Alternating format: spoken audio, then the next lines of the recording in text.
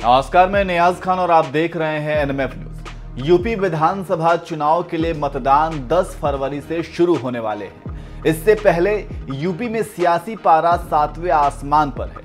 नेताओं द्वारा दल अदला बदली का दौर भी लगातार जारी है और बीजेपी छोड़ने वाले नेताओं का सिलसिला रुकने का नाम नहीं ले रहा है। बीजेपी के लिए एक तो अपने नेताओं को रोक पाना चुनौती है, तो वहीं योगी आदित्यनाथ इस बार चुनाव कहां से लड़ेंगे, इसे लेकर भी चर्चा जोरों पर है। मथुरा, अयोध्या, गोरखपुर या फिर देवबंद, ये 4 नाम हैं जहां से योगी आदित्यनाथ के चुनाव लड़ने की अटकलें लगाई जा रही हैं। लेकिन अब ये खबर आ रही है कि यूपी के सीएम योगी आदित्यनाथ के अयोध्या से चुनाव लड़ने की पूरी संभावना है। यहाँ के मठों मंदिरों के साथ चौक चौराहों पर चर्चाएं तेज हो गई हैं। साथ ही अयोध्या के विकास की अगली कड़ी के साथ पूर्वांचल के सरहदी जिलों में भी बीजेपी की मजबूती को लेकर जोड़ घटाव हो रहा है। अब आपको योगी आदित्यनाथ के अयोध्या से चुनाव लड़ने के पीछे की क्रोनोलॉजी को समझाते हैं।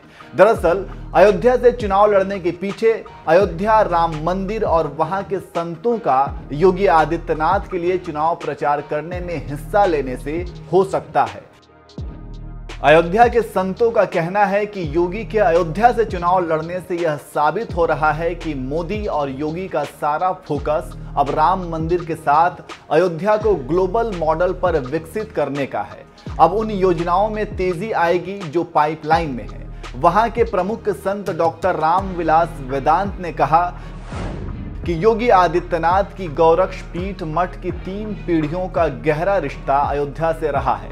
वे अपने मुख्यमंत्री काल में करीब 30 बार अयोध्या आ चुके हैं। इससे अयोध्या से उनके लगाव का संदेश भी जाता है। इसके साथ ही संत राजकुमार दास ने कहा, संत बिरादरी के योगी जी हैं, ऐसे में संत समाज भी उनके लिए प्रचार करेगा। जहां तक चुनावी समीकरण की बात है तो वीवीआईपी सीट होने का फायदा बीजेपी को मिलना तय है और हिंदुत्व, राम मंदिर और अयोध्या के व्यापक विकास की उम्मीद से यहां से जन समर्थन मिलना तय है।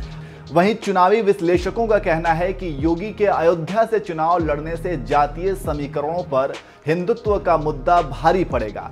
अंबेडकर नगर, सुल्तानपुर, गोंडा, बस्ती जैसे जिलों में जहां बीजेपी की स्थिति इस समय बहुत मजबूत नहीं दिखती, वहां भी मजबूती मिलेगी। साथ ही अयोध्या की 4 अन्य सीटों पर भी बीजेपी के उम्मीदवार मजबूती से चुनाव लड़ सकेंगे। अब आपको यूपी चुनाव 2022 का पूरा कार्यक्रम समझाते हैं।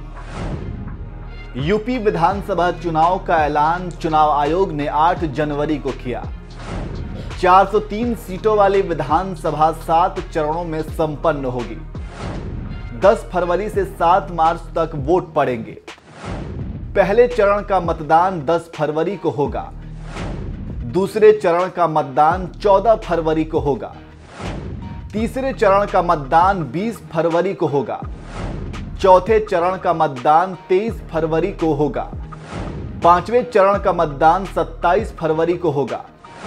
6ठे चरण का मतदान 3 मार्च को होगा और 7वां और आखिरी चरण का मतदान 7 मार्च को होगा। अब आपको बताते हैं कि 7 चरणों में होने वाले मतदान में कितने जिलों की कितनी सीटों पर मतदान होगा।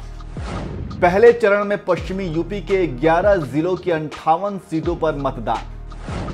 दूसरा चरण में 9 जिलों के 55 सीटों पर मतदान। तीसरे चरण में 16 जिलों की 59 सीटों पर मतदान। चौथे चरण में 9 जिलों की 60 सीटों पर मतदान होगा। 5वें चरण में 11 जिलों की 60 सीटों पर मतदान। 6ठे चरण में 10 जिलों की 57 सीटों पर मतदान और 7वें और अंतिम चरण में 9 जिलों की 54 सीटों पर मतदान किया जाएगा। आखिर में यूपी विधानसभा चुनाव की मतगणना 10 मार्च को होगी। तो इस तरह से यूपी चुनाव का हमने आपको पूरा शेड्यूल बताया और यूपी चुनाव को लेकर योगी आदित्यनाथ के अयोध्या पर चुनाव लड़ने को लेकर आप क्या कहेंगे, हमें कमेंट करके जरूर बताएं।